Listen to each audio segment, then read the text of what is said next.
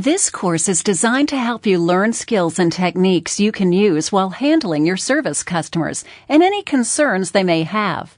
When you've finished this course, you'll understand how to use basic communication skills during each one of the customer touch points to avoid creating customer dissatisfaction. You'll understand active listening skills and be able to apply them to each touch point to improve your customer's experience and satisfaction.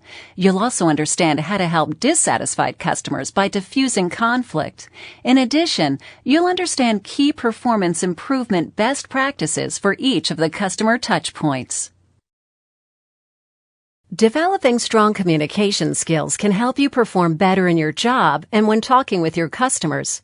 Communicating effectively also helps you avoid misunderstandings so you can take care of your customers' concerns. Some of the basic communication skills you need are the ability to first establish credibility and trust. Trusting the other person helps move the conversation along. During difficult conversations, you must remember to breathe so you can stay calm. People sometimes tend to hold their breath when they're having a disagreement during a conversation. You must also stay in the here and now and not go back to something that happened before. If it's still an issue, talk about it in another conversation. Truly listening to what the other person is saying shows respect and can help you empathize with them. Whatever you do, don't be defensive. Use personal statements that allow you to share your feelings, such as, "I feel frustrated when I don't have any input." During some difficult conversations, it may be best to revisit the issue at another time when emotions are not as high. Remember, it's not about winning, so resist the desire to always be right. Stay on track with the conversation and avoid going off onto other topics. If there is a disagreement, take responsibility for your part and not place blame. Each of these skills is covered in this course. Communication is based on both parties establishing and maintaining trust. Be upfront and don't have hidden agendas during any conversation. If you want others to take you seriously, avoid emotional ups and downs. Be consistent when you talk with customers and others in your department. When you make a commitment, be sure to carry through as promised. In other words, your words and actions must match. Always listen more than you talk so you can understand the other person's point of view. When you do talk, be respectful and sincere. Always, always tell the truth, no matter how you feel your customer may react. People trust you more easily when they feel you're being truthful. It's usually better to promise less and then deliver more than the other way around. Others can trust you when they think you're keeping their best interests in mind. If you give your opinion on something, remember it's not fact, so be ready to accept the other person's opinion as well. Sometimes when a conversation becomes stressful, you may start holding your breath. This is especially true when anger or fear is stirred up during the discussion. You must make a conscious effort to keep breathing while you're talking because it helps keep your emotions steady. When your emotions are steady, it's easier for you to stay focused on the conversation. A way to avoid conflict during communication is to stay in the here and now by remaining on the current topic. Unless it's part of the conversation, do not bring up previous events that can cause a negative reaction. Always focus on areas of agreement to establish common ground and build rapport. When disagreements do arise, discuss solutions that can be acceptable to both you and your customer. During communication with others, actively listen to what is being said. Remember to use positive body language, since this can also communicate what you're thinking. Your words must match what the other person sees, so keep that in mind when you're in a conversation with customers and people you work with. Avoid thinking about your response while someone else is talking, or waiting for them to say something you can jump on. If you're thinking about what you're going to say, you're not listening completely. Always try to understand the other person's point of view, even if it's one you don't agree with. Imagine how you would feel if you were in their situation. Paraphrase or repeat back what was said to show you understand what the other person was saying. This can help you build trust once they know you listened to what was being said. Sometimes it's necessary for you to put yourself in your customer's place by empathizing with them. Empathy is showing you understand what they may be feeling. Sympathy is feeling pity or sorrow for what they may be feeling. Showing empathy with statements such as, "Given the circumstances, I would feel the same way," or "I can understand you being unhappy," can help relax an unhappy customer. Take time to understand what is really making the other person upset. Remember to make sure your posture and expression match to show you're listening. When you do speak, use I statements to clearly state your feelings. Stay focused and connected on the current issue, stating what should happen next. An example of an I statement would be, "I feel frustrated when we plan and I don't have a say. I want us both to have input." This statement clearly states you feel frustrated, while also saying what you want to have happen. Customers can become angry at times, but you must remain professional and not get angry yourself or become defensive. Becoming angry and arguing with your customer doesn't solve the situation and only creates hard feelings and resentment. The best way to avoid becoming defensive is to just simply listen first, then ask questions rather than reacting. Asking a question like, "What would we need to change for you to feel comfortable with?" Or, "How about if we do this?" If you ask questions in a calm and respectful way, your customer must consider an answer rather than continuing to be angry. The purpose is to get the customer talking, so keep asking more questions to find out what the customer really wants. Once the customer tells you what they want, get them to agree to what was discussed, then proceed to act as quickly as possible. From time to time, you may have a disagreement with a customer that cannot be quickly and pleasantly resolved.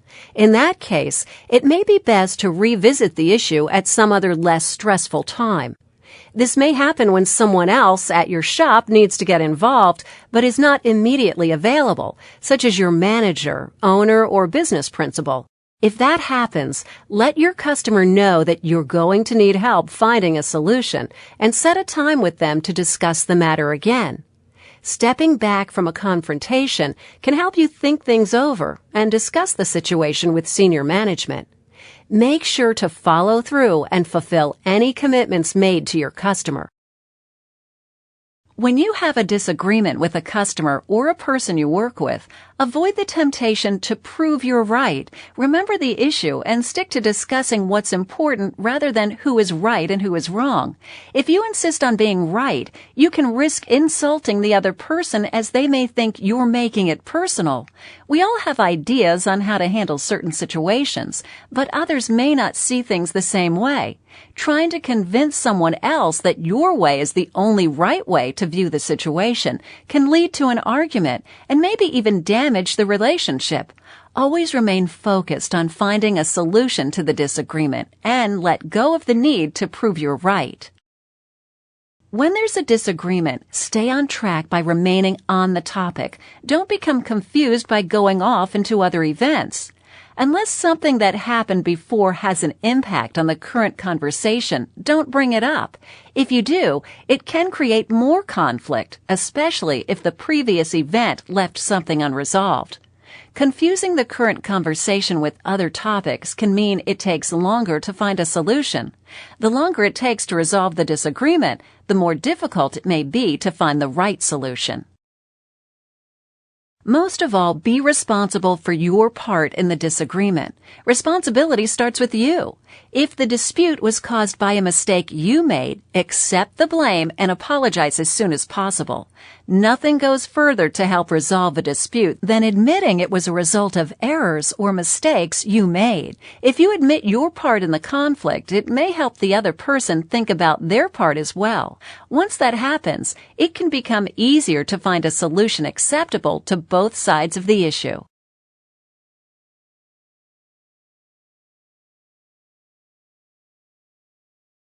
Let's take a quick look at what makes customers unhappy, then focus on avoiding those situations.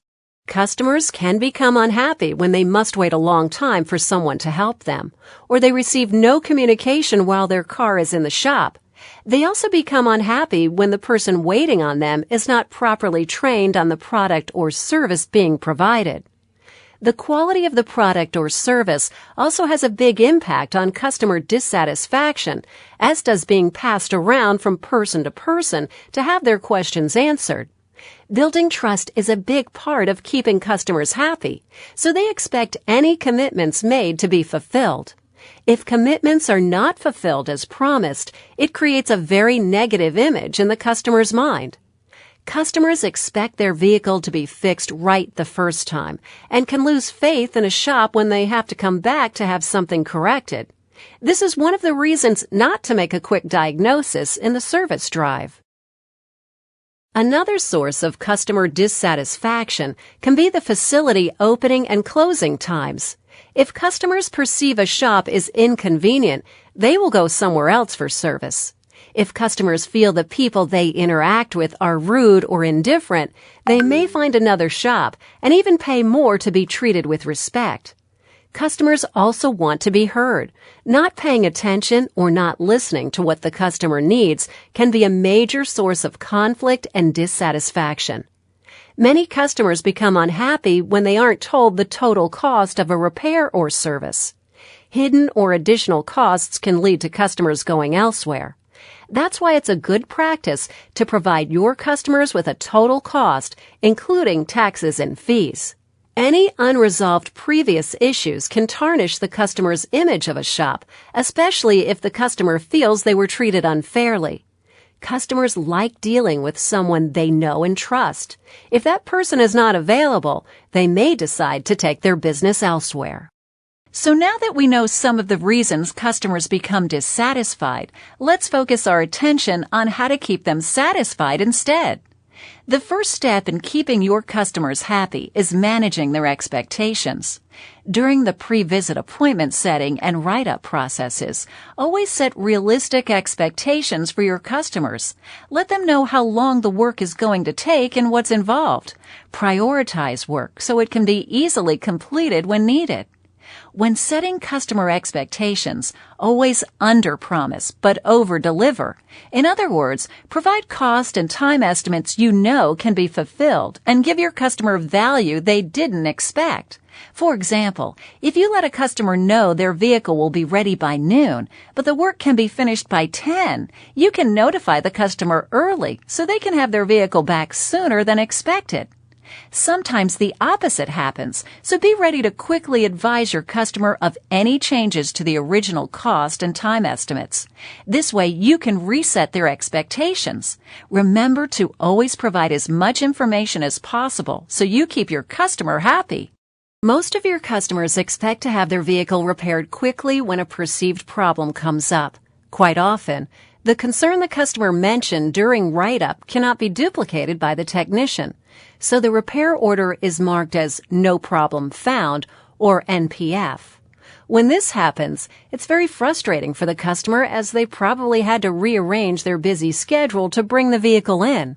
Remember that technicians should also not document a problem if no problem exists, so it's best to explain to the customer the steps taken to confirm there is no existing problem with the vehicle.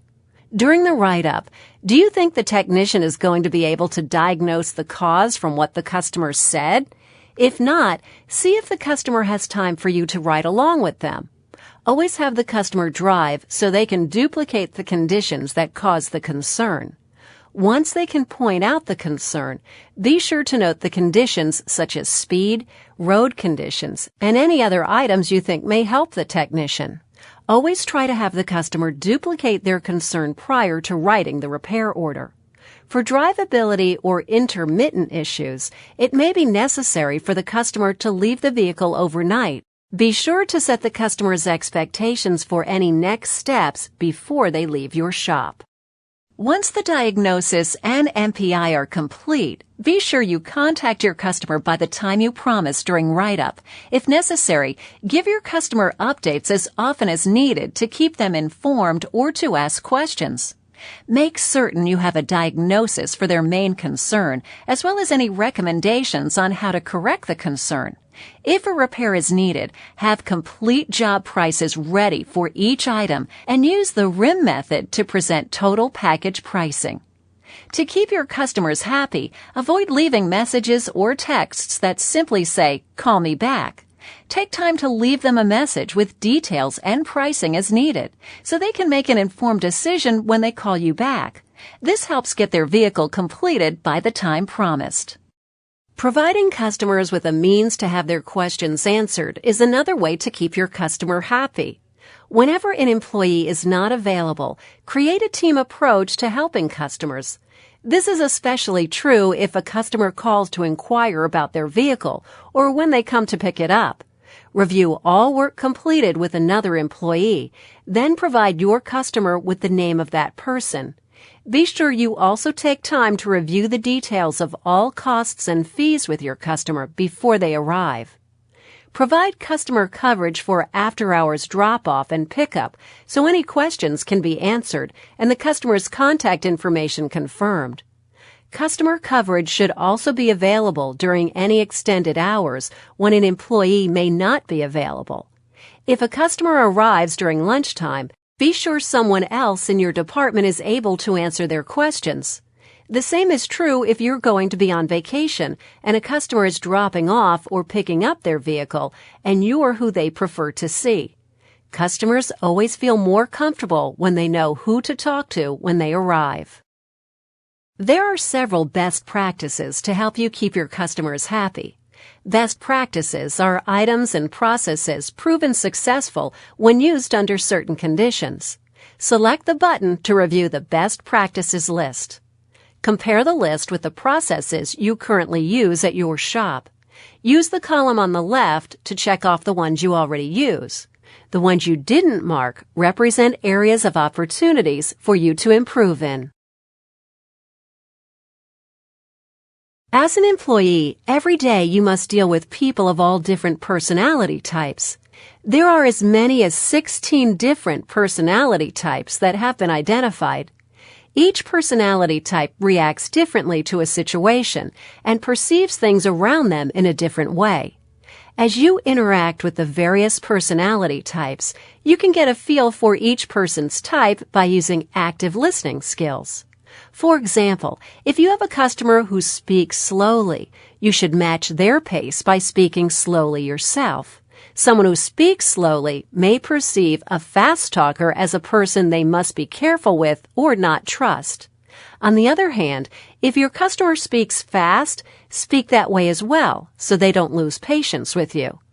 Once you get to spend time with your customers, you will notice how they react and perceive different situations so you can keep them coming back in the future. When you have a situation where a customer becomes angry, choose a quiet place free of distractions and have them sit down.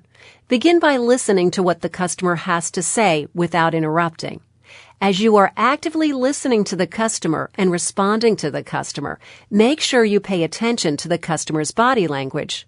Your customer's body language can help you determine if you are making progress in diffusing a dissatisfied customer.